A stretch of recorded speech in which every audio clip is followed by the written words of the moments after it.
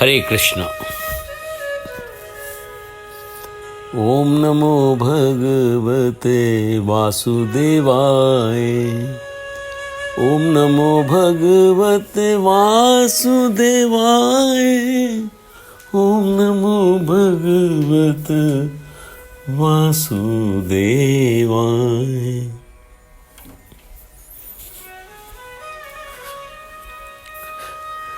श्रीमद् भागवतम कथा के तृतीय स्कंद में भगवान कपिल द्वारा अपनी माता देवहूति को उपदेश क्रमश आगे।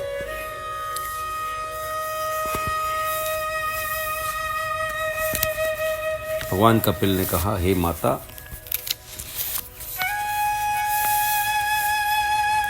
जो त्रिगुणात्मक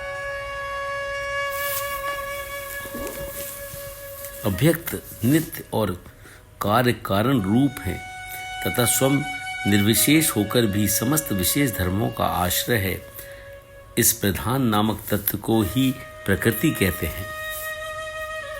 5 महाभूत, 5 तन्मात्राएं, 4 अंतःकरण और 10 इंद्रियां, इन 24 तत्वों के समूह को विद्वान योग प्रकृति का कार्य मानते हैं।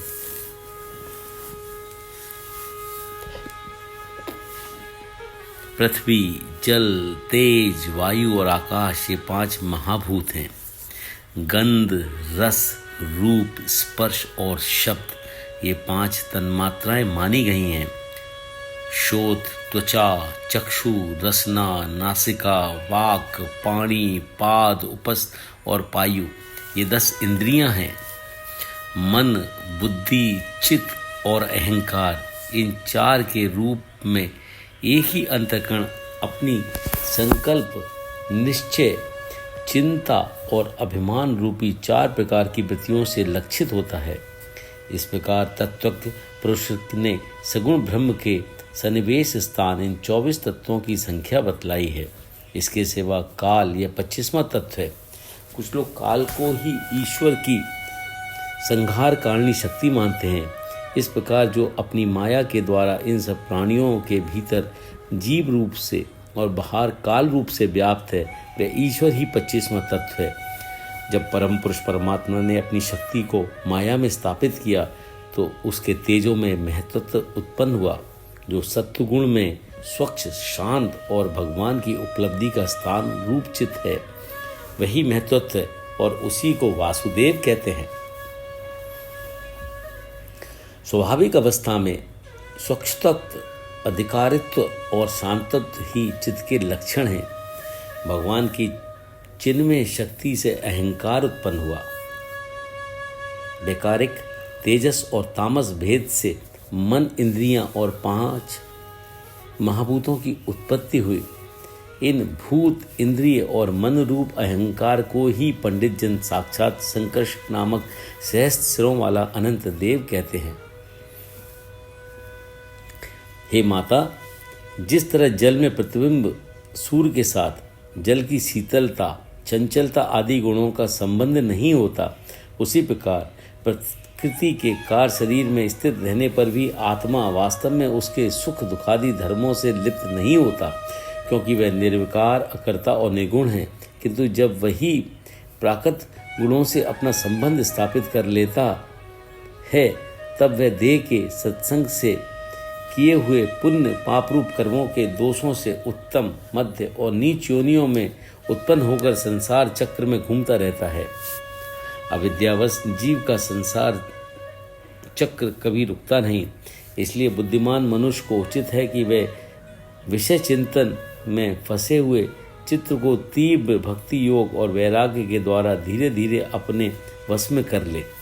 श्रद्धापूर्वक अभ्यास करने से, चित्त को एकाग्र कर मुझ में सच्चा भाव रखने से, मेरी कथा सुनने से, समस्त प्राणियों में समभाव रखने से, किसी से वैर न करने से, अनासक्ति, त्याग, ब्रह्मचर्य, मौन व्रत और स्वधर्म पालन से जिसे ऐसी स्थिति प्राप्त हो गई है, जो शांत स्वभाव वाला, सबका मित्र, दयालु और धैर्यवान है और परमात्मा के सिवा और कोई वस्तु को नहीं देखता वह आत्मदर्शी मुनि अपने शुद्ध अंतःकरण द्वारा परमात्मा का साक्षात्कार कर उस अद्वितीय ब्रह्म तत्व को प्राप्त कर लेता है।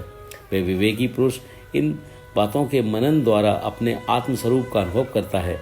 जैसे सोए हुए पुरुष को स्वप्न में कितने ही अनन्यों का अनुभव करना पड़ता है, किंतु जाग जाने पर उसे स्वप्न अनुभव से किसी प्रकार का मोह नहीं होता, उसी प्रकार जिसे निष्काम भाव, भगवत कथा, भक्ति, ज्ञान, वैराग्य, व्रत, नियम आदि से किए हुए ध्यान अभ्यास में तत्व ज्ञान प्राप्त हो गया है और जो निरंतर मुझ में ही मन लगाए रहता है, प्रकृति उस आत्मा राम मुनि का कुछ भी नहीं बिगाड़ सकती।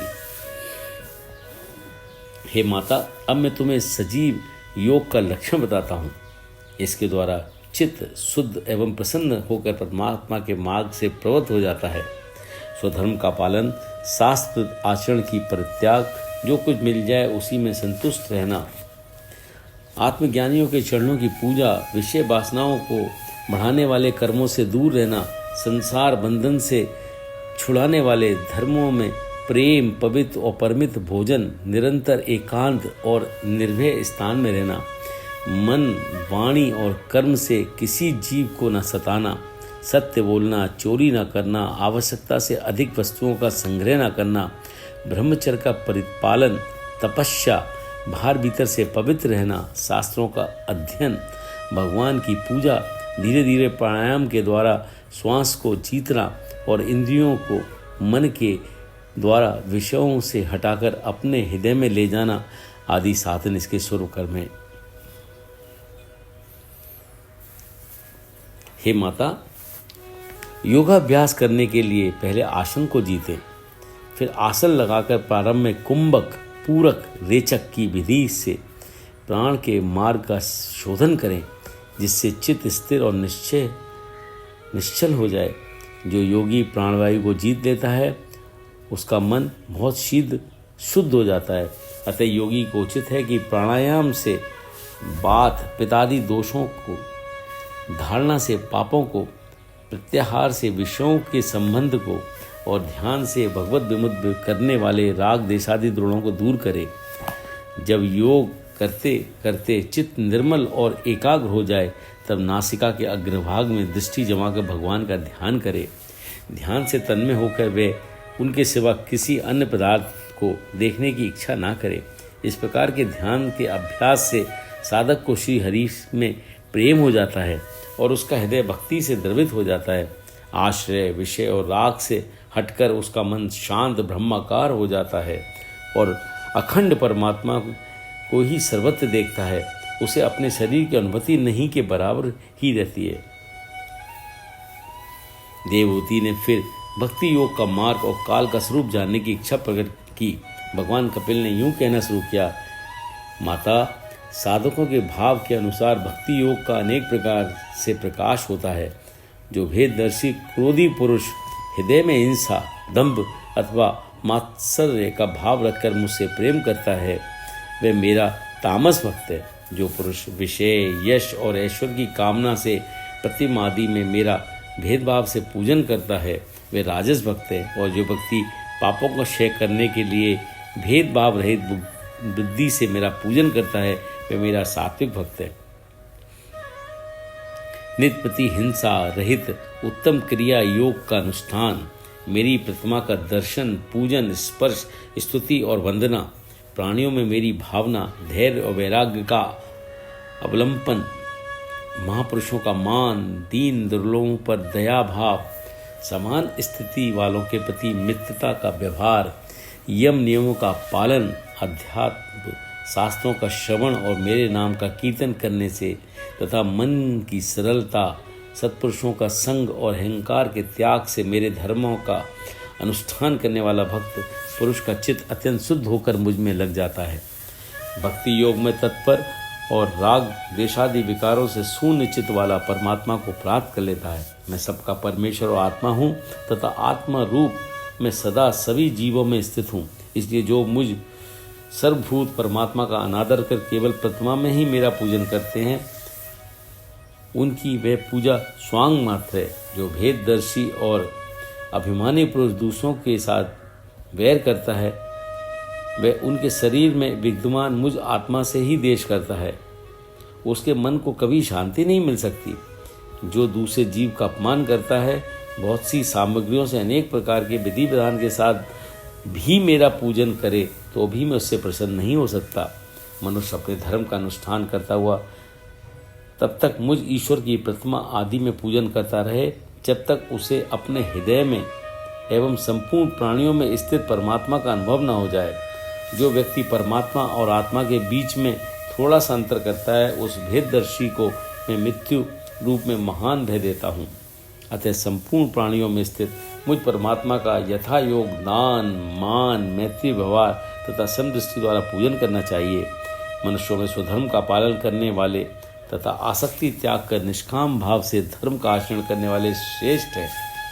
संपूर्ण काम, उनके फल तथा उनके अपने शरीर को मुझ में अर्पण कर भेदभाव रहित जो मेरी उपासना करते हैं वे सबसे श्रेष्ठ हैं। चित्त और कर्म समर्पण करने वाले अकर्ता और समदर्शी से बढ़कर मुझे कोई अन्य प्राणी प्रिय नहीं है। भक्ति योग और अष्टांग योग में किसी एक का भी साधन करने से जीव परमात्मा को निसंदेह प्राप्त करता है। कपिल भगवान ने कहा, माता जीव काल की प्रबल पराक्रम को नहीं जानता। सुख की अभिलाषा से वह जिस वस्तु को बड़े कष्ट से प्राप्त करता है उन सबको काल नष्ट कर देता है, जिसके लिए उसे बड़ा शोक होता है। जीव अपने इस नासवान शरीर, सगे संबंधी, धन आदि को मोहबस नित्य मान लेता है। ये जिस योनि में जन्म लेता है उसी में आनंद मानने लगता है और माया के अधीन होकर उससे विरक्त नहीं हो पाता। अपने आश्रितों के पालन पोषण के पीछे वे अपना इहलोक और परलोक भी नष्ट कर लेता है। उसे अपने पालन पोषण में असमर्थ देखकर स्त्री पुत्रादि भी उसका अनादर करने लगते हैं, फिर भी उसे वैराग्य नहीं होता। वृद्धावस्था से शरीर रोगग्रस्त हो जाता है, भोजन और प्रसाद दोनों ही कम हो जाते हैं। घर में अपमान पूर्वक टुकड़े पाकर वह अपना जीवन निर्वाह करता है, किंतु फिर भी संन्यास की शरण नहीं लेता। वह कष्ट का जीवन भोगता है और अत्यंत कष्ट कर मृत्यु का शिकार होता है। केवल अपने कुटुंब का पालन करने वाला पुरुष मरने के बाद अपने पापों का फल भोगता है, और जो मनुष्य पाप को ही कमाई में लगा रहता है वह नरकगामी होता है। जब जीव को मनुष्य योनि में जन्म लेना होता है तब वे भगवान की स्तुति करता है। माँ की जठाग्नि में 10 मास तक नारकीय यातनाओं के भुगतने के बाद वह पृथ्वी पर जन्म लेता है। कुछ लोगों का मत यह है कि स्वर्ग और नरक तो इसी लोक में है, क्योंकि नारकीय यातना यहीं देखी जाती है। अतः जिनकी संगति से सत्य, शौच, दया, बुद्धि, धन, संपत्ति, लज्जा, यश, क्षमा, वाणी, मन और इंद्रियों का संयम और ऐश्वर्य आदि सभी गुण सद्गुण नष्ट हो जाते हैं, उन असत्य पुरुषों का कुसंग कभी नहीं करना चाहिए। जो पुरुष घर में रहकर सकाम भाव से गृहस्थ धर्मों का पालन करता है वह भगवत धर्मों से विमुख हो जाता है। जो विवेकी पुरुष भगवान को प्रसन्नता के लिए अनासक्त, प्रशांत, सुचित, निर्वत, धर्मपरायण, ममता रहित और अहंकार शून्य होकर स्वधर्म का पालन करते हैं, वे सत्व गुणों के द्वारा सर्वथा सुचित हो जाते हैं। वे अंत में सर्वव्यापी श्री हरि को ही प्राप्त होते हैं। इसलिए अब तुम भी भक्ति भाव से उन श्री हरि के चरणों की शरण में जाओ। जिनका चित्त इस लोक में आसक्त है, उनकी बुद्धि संकुचित हो गई है, वे लोग अर्थ, काम और धर्म के ही पीछे पड़े रहते हैं। पितृलोक के भोग लेने के पर पुण्य ऐसे लोगों को इस लोक में ही आना पड़ता है। इसलिए भगवान का तुम सब प्रकार से भक्ति युक्त होकर भजन करो। भगवान वासुदेव के प्रति किए हुए भक्ति योग से ज्ञान और वैराग्य प्राप्त हो जाता है। यही ज्ञान स्वरूप है, यही पर ब्रह्म है, यही परमात्मा है, वही आदि पुरुष हैं। वही एक जीव शरीर, इंद्रियां आदि अनेक रूपों से भ्रासित होता है। संपूर्ण संसार में आसक्ति का अभाव हो जाना ही सब प्रकार के योग साधन का एक अभिष्ट फल है। ब्रह्म एक ज्ञान स्वरूप और निर्गुण है। शास्त्र के विभिन्न मार्गों द्वारा एक ही भगवान की अनेक प्रकार की अनुभूति होती है। अनेक प्रकार के कार्यकलाप, यज्ञ, दान, तप, वेद अध्ययन, वेद विचार, मन और इंद्रियों के संयम, कर्मों का त्याग, विविध अंगों वाले योग, भक्ति योग, निवृत्ति और प्रवृत्ति रूप सकाम और निष्काम दोनों प्रकार के धर्म, आत्म तत्व का ज्ञान और दृढ़ वैराग, इन सभी साधनों से सगुण निगुण स्वयं रूप स्वयं प्रकाश भगवान को ही प्राप्त किया जाता है। माँ, जो पुरुष मुझ में चित्त परोकर मेरे उपदेश को श्रद्धापूर्वक एक बार भी सुनेगा या कहेगा, वह मेरे परम पद को प्राप्त कर लेगा। बोलो श्री कपिल भगवान की जय। मैत्रेय मुनि कहते हैं, विदुर, इस ज्ञानोपदेश से माता देवहूति का मोह दूर हो गया। माता को इस प्रकार उपदेश देकर भगवान कपिल उनसे आज्ञा ले वहां से चले गए। माता देवहूति ने अपने पुत्र के बताए योग साधन द्वारा समाधिस्थ हो गई। वैराग और ज्ञान से चित्त विशुद्ध हो जाने पर वे सर्वव्यापक आत्मा में ध्यान में लीन हो गईं और थोड़े ही समय में उन्होंने भगवान को प्राप्त कर लिया। हरे कृष्णा। ओम कृष्णाय वासुदेवाय हरे परमात्मने प्रणतक्लेश नाशाय गोविंदाय